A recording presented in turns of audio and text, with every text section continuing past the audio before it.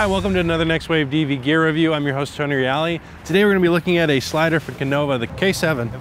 This is a nice, very portable slider, very easy to carry around with you. This is their 4-foot version, which to me is a good mid-range for anyone. A 2-foot slider might not be enough. 3 foot, you might even still be looking for more. 5 foot could be a little bulky, so 4 foot's a nice size. Now, with a 4 foot, you're going to need 2 support sessions. So we're going to have a tripod and we're going to have a light stand. We're going to test this out, see how it performs, and see how it can handle for your productions.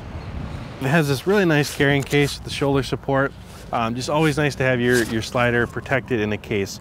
I learned a long time ago that sliders are one of the most important pieces of gear to have in the case, because if the rails get nicked up, you're pretty much done shooting with that slider. So one thing you'll notice right away is that it's very, very slim compared to some other sliders out there like Glide Track or Kessler. Usually have a bit wider of a track. So we're going to see how well this performs, whether that slimness means less stability or whether this can handle extra weight. So the setup I'm using here, we have a Manfrotto 504 HD, and we're just going to slide this on here. And so this will be one side of it, and then the other side we'll just use a light stand.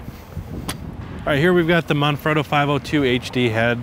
This is the flat mount, and the Konova K7 has a built-in little thread here, so we can actually thread the 502 directly onto it. So that's nice, no extra adapters needed.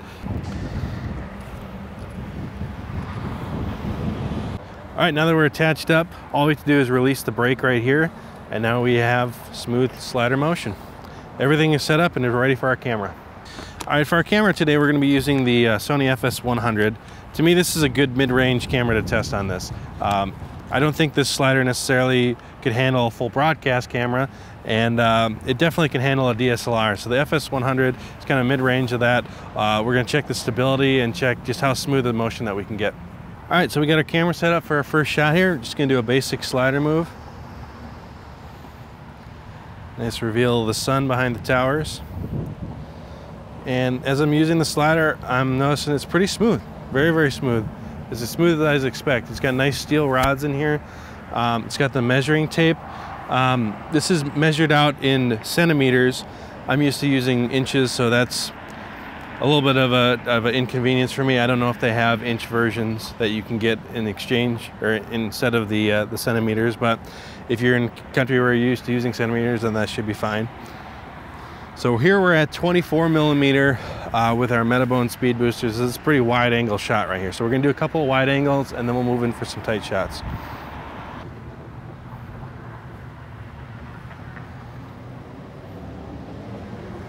All right, I'm at 105 millimeter on my Canon lens.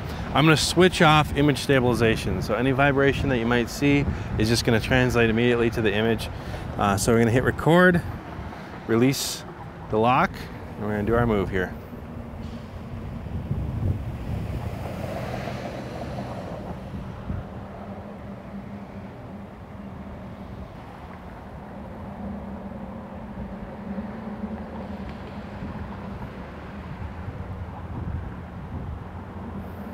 All right, so 4 foot's really nice for a lot of things. Of course, you can get a nice long slider move, but because of the height of the system, we should be able to get a nice vertical move, or at least angled vertical move.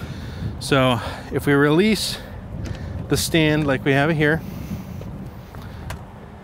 and make sure that this is locked off, and now I'm just gonna tilt the camera down, and there, we're mounted on the ground now. We have some nice stability.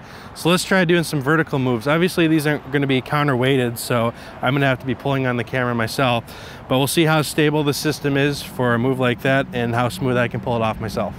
All right, so simply put, we just have still our 502 mounted here, and I have it tilted up so that it's fairly level with the surface. And then if we release this, we're on a nice move. Now, of course, I'm having to pull this up myself, so it's a little heavier than I would probably prefer. Definitely not a replacement for a jib, but it would give you some smoothness because you're following the track. You're not trying to do this handheld, so you can get some stability there. So let's do a couple test shots with this.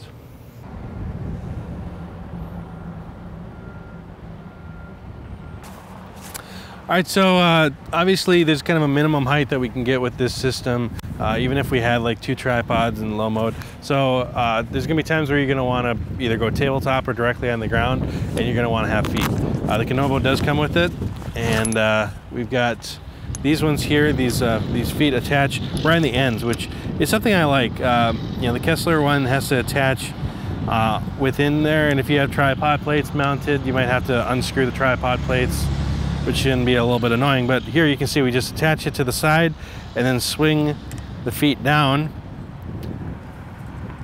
And so once you're down, you can also adjust the thread here for really, really minute adjustment. So there's a lot of adjustability in here. There's only so much height that you get off of this system. You can't get really high, but this adds stability, because as we talked about, this is a very thin slider. So, you know, it's stable. Once it's mounted to something, it feels very stable. There's not a lot of wobble. There's not any wobble really of the camera on there. So there's no play within the track.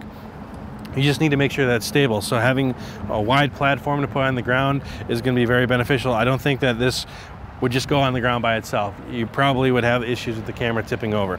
So let's get these both mounted on there and we'll do some ground test shots. All right, so here we're setting up the K7, and we've got a fairly uneven surface. There's a little bit of a slope here, and you know, of course it's cement, so it's not very even. So we're gonna get these feet as low as we can and just pretty much hugging the ground. And then let's go over here, extend these up as high as we can.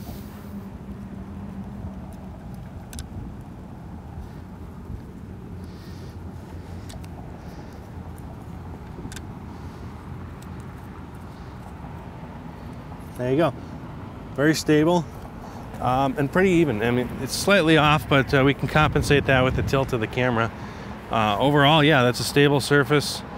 Going to be able to get some good smooth pans and dollies here. Yep, no flex in the track and no wobble. So we're ready for the camera. All right, so we're going to go ahead and do our move.